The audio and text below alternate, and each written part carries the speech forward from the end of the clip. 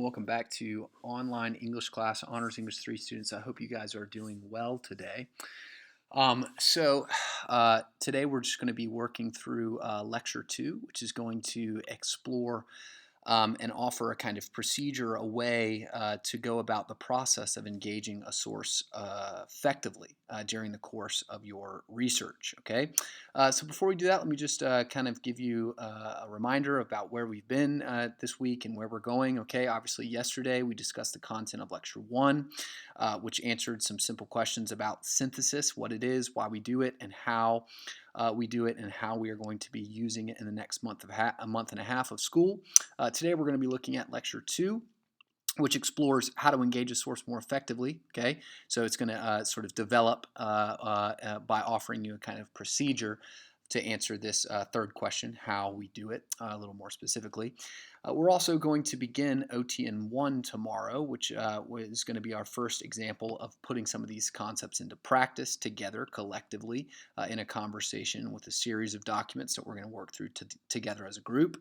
By Thursday, you need to send me confirmation that you've completed OTN 8 and 9, analyzing Smith and Clancy's work. You need to make sure that you read Chapter 4, Synthesizing Sources. All right, now for that reading, you can go ahead and stop reading where it says education, the civil rights issue of our time. Okay, so you don't need to read that collection of documents. All right, and then obviously just begin OTN 1 tomorrow, which is going to be Wednesday, Thursday, and also Friday. Okay, we'll be working on that throughout the course of the week. Obviously, the ongoing assignment that you have for the whole next month and a half is to begin your quarter 4 essay. All right, we talked about that prompt yesterday, and today we're going to be talking a little bit more about how you would engage, how you would begin that process. Okay, so Lecture 1 yesterday we talked about what synthesis is. It's just bringing together outside resources to support an individual's argument. Why we do it cultivates ethos, cultivates logos. All right, we talked about how we do it. Okay, we select a contentious topic, and then we begin to listen to the existing voices in a conversation by reading the context of an issue, analyzing arguments about the specific issue, taking notes. All right, and then finally, after we've listened effectively, we can begin the process of developing a claim about that issue that offers a fresh perspective about your topic, and then you can begin the process of supporting that claim with evidence from your own research. Okay, so today, quick information. This is not going to take long. It's probably going to take about like 8 to 10 minutes. I just want to explain to you how to engage with sources effectively, a procedure that you should go through throughout the course of step 2 of the synthetic process. Okay, the step 2, which is all about listening to existing voices. Okay, so how can we listen effectively to the existing voices in the conversations that we're studying? Well, the first thing that you need to do is you need to follow a procedure. You need to have a plan. All right, so let's talk about what that plan should look like. Okay, there's going to be steps for before you read the source, there's going to be steps for while you're reading the source, and there's going to be steps for after you read the source. Okay, so before you read a source, before you begin the process of researching and reading around the issue, you need to develop a central claim that is related to your contentious topic. Okay, we call this a research question. All right, so let's say I got really into the Colin Kaepernick issue back in Unit 5, and I want to write my term paper about that. Okay, the contentious topic, one way of asking a question about the contentious issue at the heart of the Kaepernick debate would be, all right, is Colin Kaepernick's protest an example of American patriotism? Does it align with American values? Right? Now, if my essay is going to answer that question, okay, right, and not another question, like for instance, what made Colin Kaepernick protest? That is not the question that my essay is going to answer at its core. My essay at its core is going to answer the question, is his protest patriotic? Does it align with American virtues? Okay? If I'm going to do that, if that's my central claim or my central question, does it align with American virtues? That's going to shape the way that I engage with information that has to do with Kaepernick's protest, okay? And there's kind of pretty much two different kinds of information that you're going to come across while you're reading your sources, okay? So while you're reading your sources, you need to make sure that you're evaluating the rhetorical situation of each argument or each document using SYSAP. And that's going to help you determine how the document's related to your research question and the extent to which it's credible, all right, or reliable. In other words, you might have a resource that's on background. All right, its purpose is just to offer some background information about the contentious topic, or right, it might be directly related to developing an opinion about that contentious topic. All right, both kinds of resources are relevant, but they're going to function in different ways and be useful for different purposes. One, to kind of offer you a background picture of whatever topic you're discussing, and one, to act as either evidence or to refute, right, with counter argument in your actual confirmation of your opinion. Okay? Obviously, analyzing rhetorical situations is also going to help you understand the extent to which the document is credible, or how you should approach it, right? How you should view it. Okay. The second thing you need to do, especially if it's an argumentative resource, is analyze the line of reasoning of the source. What is the source's central claim? What is it trying to say on the most basic level? How does it evidence its claim?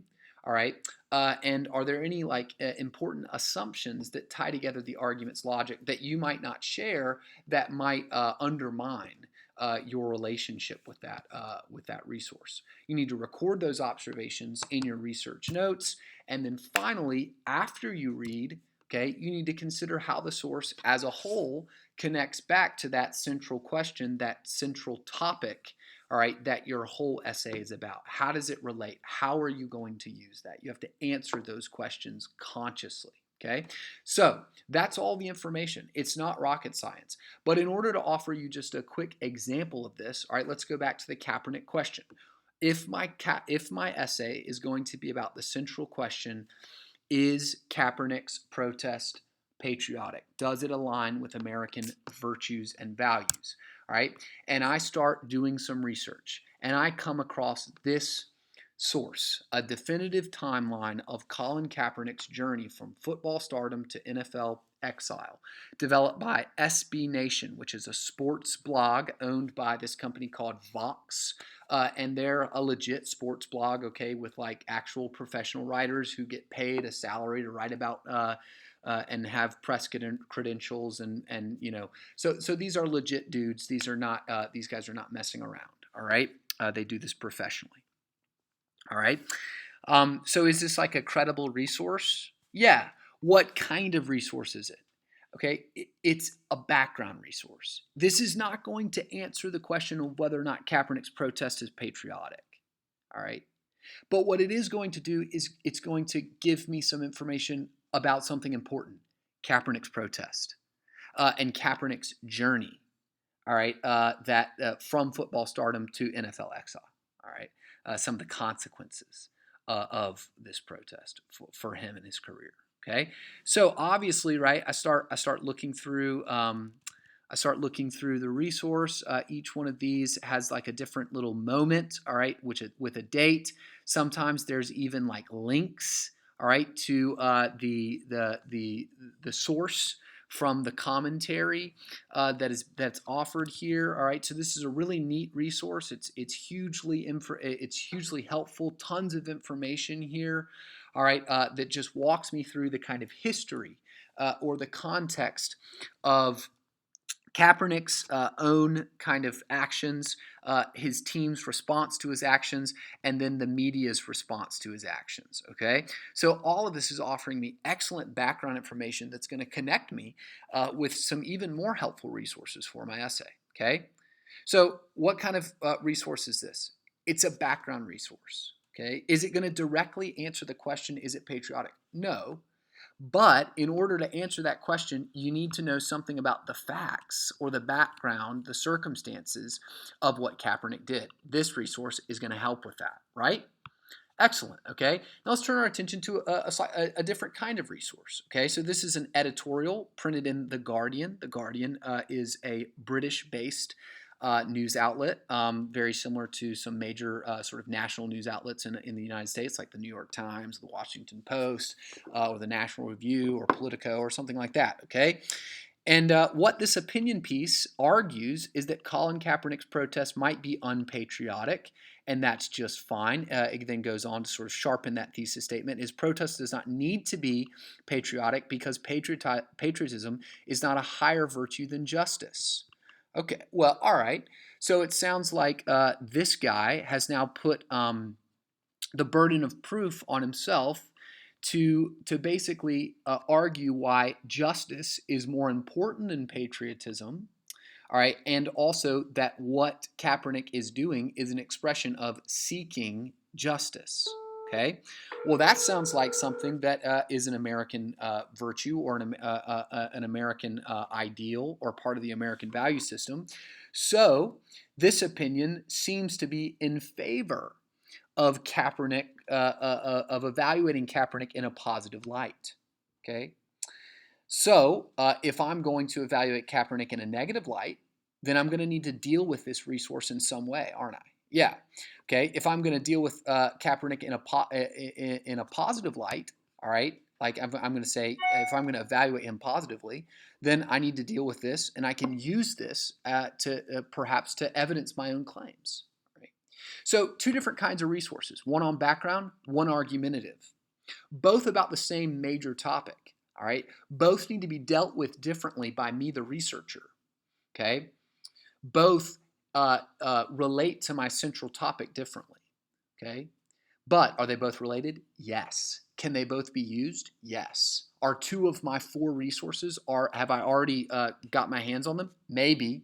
I need to read this argument a little more closely, make sure that it's the best possible opinion that I can find, whether I want to refute it or defend it. Okay, I probably want to read about 15 more articles before I determine the actual 4 or 5 or 6 that I'm going to cite. Okay, but is this a good start? Yeah, absolutely. All right, guys, I hope you guys are doing well today. That's all we have for today. What I'd love for you to do is go ahead and begin the process of developing the central question, all right, that you are going to be answering through the course of your conversation, and then starting to enter into the process of locating resources, analyzing what kind of resource they are, and then starting to find a way to fit them into how it relates to the prompt specifically that you are exploring, the central question that you are exploring. All right, have a great day, you guys.